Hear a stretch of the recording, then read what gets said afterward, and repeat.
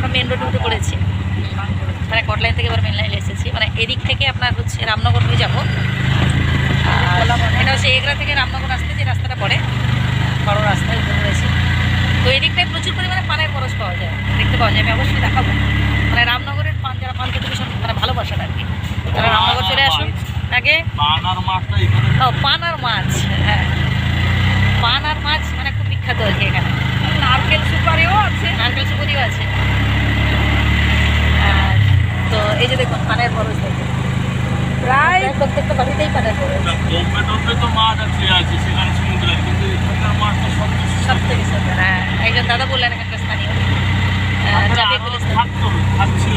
গঙ্গা নদীতে তখন ছিল, এখন গঙ্গা নদী দূষণ হয়ে গেছে না। হ্যাঁ একজন পুলিশ দাদা বললেন, তো শুনতে পেলেন। মানে ভীষণ ভালো। আপনারা যদি বেড়াতে আসেন দীঘা, তো এখানে একবার ঢুকে পড়বেন, ভীষণ ভালো লাগবে। বিশেষ করে যারা খড়গপুর দিয়ে আসছে, বাগান চারদিকে, কলার বাগান চারিদিকে কলার বাগান, কলা, আম, সুপারি, পান। আমার মামার বাড়িটাও এই দিকটায়। আমার মামার বাড়ি হচ্ছে আপনাদের বাড়ি কোথায়? আমাদের বাড়ি হচ্ছে বিশ্বনাথপুর, মানে আমাদের 7 মাইলের কাছে, কন্টাইপাড়া।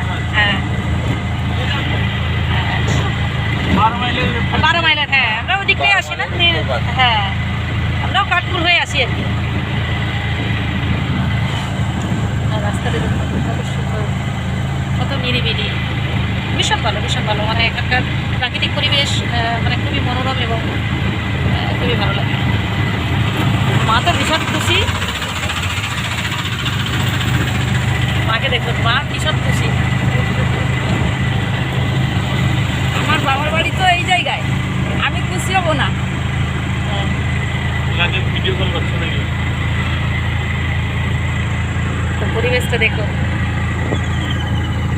রাস্তার পাশে সব বাড়ি এবং তার প্রত্যেকটা বাড়ি মানে পেছনে। আর এদিকটাই হচ্ছে আপনার এই যে দেখুন সুপুরি গাছগুলো দেখুন কত বড়।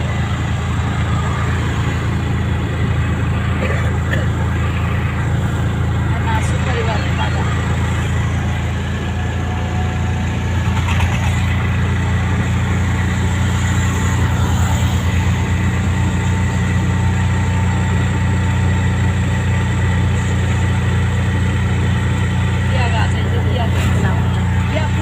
হ্যাঁ একটা জিনিস বলতে ভুলে গেছি, কেয়া গাছ।